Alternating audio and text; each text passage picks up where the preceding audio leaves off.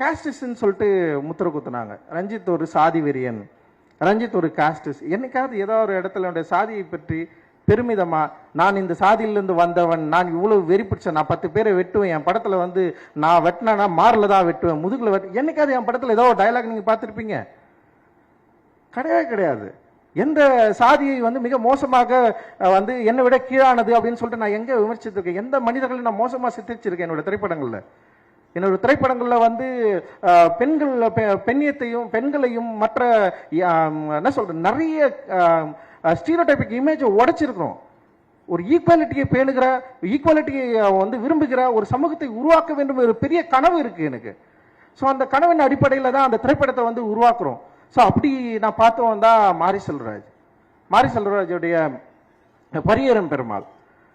எனக்கு உண்மையிலேயே வந்து பரியேறும் பெருமாளை வந்து நான் பண்ண வேண்டிய திரைப்படமா இல்லை, அதுவா வந்து சேர்ந்தது. நான் அது படம் பண்ணேன். அந்த படம் வந்து ஒரு பெரிய ஒரு டிஸ்கஷனை கிரியேட் ஆச்சு. அந்த டிஸ்கஷன் கிரியேட் ஆனோடனே என்ன இங்கே நடந்ததுன்னா, திடீர்னு வந்து என்ன நடந்துச்சுன்னா வந்து மாரி செல்வராஜ் மொழி வேற, ரஞ்சித்தோட மொழி வேற. உடனே வந்து 2 மொழியை வந்து 2 பார்வையை உருவாக்குறது. அண்ட் இந்த படத்தில் எப்படி இது பேசியிருக்குது பாரு அப்படின்னு சொல்றது. பட் ஆனால் வந்து என்ன நல்ல விஷயம் நடந்ததுன்னா, ஒரு குரல் இருக்கிற இடத்துல இன்னொரு குரல் ஓப்பன் ஆச்சு.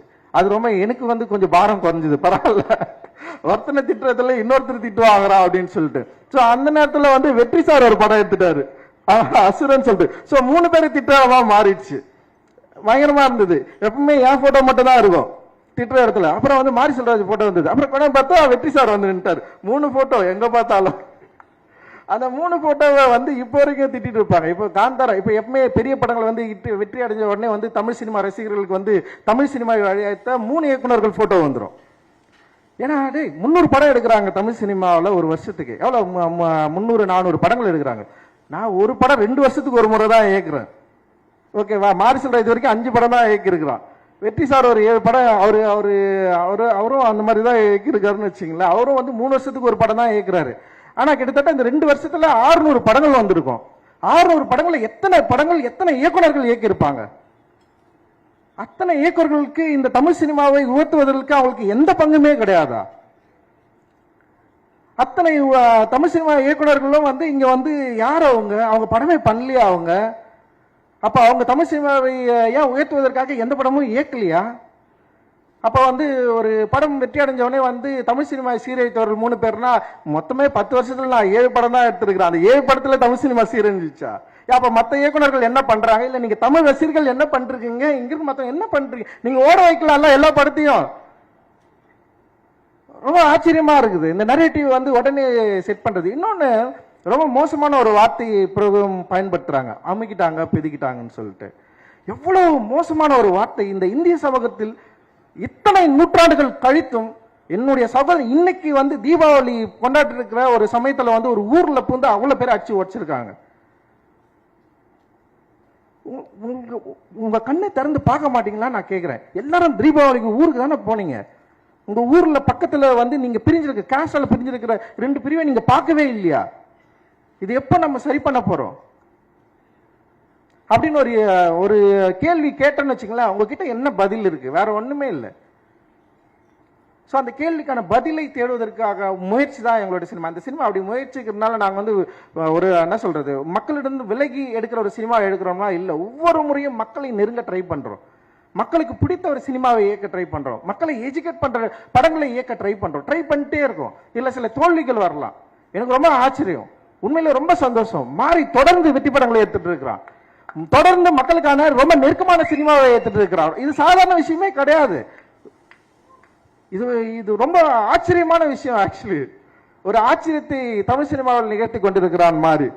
உண்மையிலே இவ்வளவு வெறுப்புணர்வுகளுக்கு அப்புறம், இவ்வளவு வெறுப்பை கொட்டினதுக்கு அப்புறம் என்ன ஆயிடுச்சுன்னா வந்து திடீர்னு வந்து இப்பெல்லாம் வந்து படம் வரதுக்கு முன்னாடியே ஒரு நெரேட்டிவ் செட் பண்றாங்க. இந்த படங்கள்லாம் நம்ம பார்க்க கூடாது, இந்த படங்களை போகாதீங்க, இந்த படங்கள்ல ஜாதி பேசுவாங்க. இப்போ உண்மையிலே வந்து சார் இருக்கார்ல, ஒரு 5 ஸ்டார் செந்தில் சார் எல்லாரும் ஜாதி படங்கள்னு சொல்றாங்க சார், எல்லாரும் ஜாதின்னு சொல்றாங்க. ஆனா இந்த படம் ஸ்போர்ட்ஸ் படம் தானே சார். அவருக்கு தெரிஞ்சிருக்கு இந்த படம் ஸ்போர்ட்ஸ் ரொம்ப முதன்மையா வச்சு பேசிருக்கு. ஒரு ஸ்போர்ட்ஸ்மேனா வரத்துக்கு ஒரு பையனுக்கு அவனுடைய சமூகத்தில் இருக்கிற அந்த பிரிவினைவாதம் எவ்வளவு அவனை அழுத்துது, அதிலிருந்து அவன் வெளியேற எவ்வளவு துடிக்கிறான். ஆனால் மாறி வந்து ரொம்ப கவனமாக ஒரு சந்தானராஜை உருவாக்குறான். அவர் பேரு சந்தானராஜை உருவாக்கி இருக்கிறான். அந்த கந்தசாமி கேரக்டர் ரொம்ப பயங்கரமா வேலிடா வந்து ரொம்ப கவனமா கையாண்டு இருக்கிறான். எந்த விதத்திலும் இந்த பொது சமூகத்திலிருந்து வேறுபட்டு விடக்கூடாது, எந்த விதத்திலும் மிக மோசமா மக்களை பிரித்தாள்கிற ஒரு சினிமாவை எடுத்துடக்கூடாதுன்னு சொல்லிட்டு ரொம்ப அக்கறையும் அன்பும் இருக்கு. அந்த அன்பு தான் ஈக்குவாலிட்டி. அந்த ஈக்குவாலிட்டியை கோருவது எப்படி வந்து இன்னொரு மனிதனை எதிர்ப்பதா மாறும்? ஒரு மனிதனுக்குள்ள இருக்கிற பிரச்சனையை பத்தி பேசுறதுனாலே இன்னொரு மனிதனை எதிர்ப்பது கிடையாது. மனிதன் எப்படி வெறுப்பா பார்க்க முடியும்? அப்படி வெறுப்பா பார்த்தா நீ என்னை வெறுப்பா பார்க்குற மாதிரி வந்து நானும் ஒரு உன்ன மாதிரி நானும் ஒரு மாதிரி மாறிடும்ல. அன்பு மட்டும்தான் இங்க பிரதானம். எப்படியாவது நம்ம எல்லாரும் ஒன்று சேரணும், எப்படியாவது இந்த சினிமாக்கள் மூலமாக இருக்கிற வெறுப்பை வந்து அழிக்கணும், அழிச்சு மாற்றணும் அப்படின்ற முயற்சி தான் இது. ஆனால் வந்து என்ன ஆகுதுன்னா வந்து அதிகப்படியான வெறுப்பு அப்படியே கிரியேட் பண்ணுறாங்க. ஒரு படம் ரிலீஸ் ஆகிறதுக்கு முன்னாடி, மாறி படம் ரிலீஸ் ஆகிறதுக்கு முன்னாடி பயங்கரமாக எழுதாங்க, இந்த படம் பார்க்கக்கூடாது, இந்த பையன் யாரும் போகாதீங்க, இது ரொம்ப தப்பான படம், டியூடுக்கு போங்க, டியூடுக்கு போடான்னாங்க. டியூட் டைரக்டர் வச்சு ரொம்ப நல்ல விஷயம் பண்ணார் அவர். உண்மையிலேயே ரொம்ப சந்தோஷமா தான் இருக்கு. அண்ட் தென் கமர்ஷியல் சினிமா அப்படின்ற ஒரு திரைப்படமும் சரி, இல்லை வந்து இங்கே வந்து சமூக நோக்கில் ஒரு சோசியலாக ஒரு அவேர்னஸை கிரியேட் பண்ணும், அதே நேரத்தில் மக்கள் கூட நெருங்குற சினிமாவும் சரி, இன்னைக்கு வந்து பலதரப்பட்ட இளைஞர்கள் உள்ளே வந்ததுக்கப்புறம் இங்கே தமிழ் சினிமாவுடைய போக்கு டெஃபினட்டாக மாறி இருக்கு. இது நிச்சயமாக ஸ்டாண்டர்டாக ஒரு நல்ல இடத்துக்கு போகும்னு நான் நம்புகிறேன். நான் நீங்க விரும்புற இதே வந்து இந்தியாவே வியக்கக்கூடிய பல 100 கோடிகளை எடுக்கக்கூடிய திரைப்படங்கள் எடுக்கக்கூடிய யங்ஸ்டர்ஸ் நம்முடைய தமிழ் சினிமாவில் நிறைய பேர் இருக்கிறாங்க. டெஃபினட்டா அச்சீவ் பண்ணுவாங்க.